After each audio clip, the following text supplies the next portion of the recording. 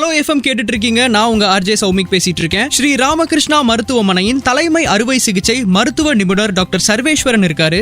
Doctor, எந்த வயசுல இருக்கிறவங்களுக்கு தைராய்டு ப்ராப்ளம் வரும்? தைராய்டு என்பது ஒரு நாளமில்லா சுரப்பி. பிறக்கும் குழந்தைகளுக்கே சம்டைம்ஸ் தைராய்டு பத்தாமல் போடும். தாய் கர்ப்பமாக இருக்கும் போது அவங்க உடம்பில் தைராய்டு அளவு குறைந்து இருந்தால் பிறக்கும் குழந்தைக்கும் தைராய்டு குறைவாக இருக்கும். இது கிரெட்டின் என்று சொல்லுவோம். இது வளரும் குழந்தைகளுக்கு வரும்போது பிசியலாஜிக்கல் காய்டர் சொல்றது. அது டீனேஜ்ல வர்றதுங்க. தைராய்டு இந்த ஏஜ் பர்டிகுலர் ஏஜ் தான் வரும்னு சொல்ல முடியாது. எல்லா ஏஜுக்கும் தைராய்டு வரலாம். தைராய்டு வியாதிகள் எந்த விதமாக இருக்கலாம். தட் இஸ் ஃபங்க்ஷன்ல கம்மியாகவும் இருக்கலாம், அதிகமாகவும் இருக்கலாம், இல்லது சாதாரண தைராய்டு கட்டியாகவும் இருக்கலாம். டாக்டர், தைராய்டு பிரச்சனை இருக்குங்கிறத எந்த அறிகுறி வச்சு தெரிஞ்சுக்கலாம்? கழுத்தின் முன்பகுதியில் ஒரு கட்டி மாதிரி தெரியும், ஒரு வீக்கம் மாதிரி இருக்கும். அது காய்டர்னு சொல்றோம். நம்ம தைராய்டு குறைவாக இருந்தால் உடல் பருமன் அதிகமாகும், குளிர் தாங்க முடியாது, ரொம்ப சோம்பலாக இருப்பார்கள், மலச்சிக்கல் ஏற்படும், மசில்ஸ் எல்லாம் பெயின் இருக்கும். இதெல்லாம் தைராய்டு குறைவாக வேலை செய்தால் உடம்பு இழைச்சிக்கிட்டே போகும், அதிகமாக பசிக்கும், நிறைய சாப்பாடு சாப்பிட்டாலும் ஆனா உடல் எடை குறைஞ்சிக்கிட்டே போகும். அவங்களுக்கு படபடப்பு ஏற்படும், அவர்களால் வெயில் தாங்க முடியாது. இதெல்லாம் தைராய்டு அதிகமா வேலை செய்யறவங்களுக்கு இந்த மாதிரி சிம்டம்ஸ் வரும். நிறைய பயனுள்ள தகவல்கள் சொன்னீங்க டாக்டர். நன்றி.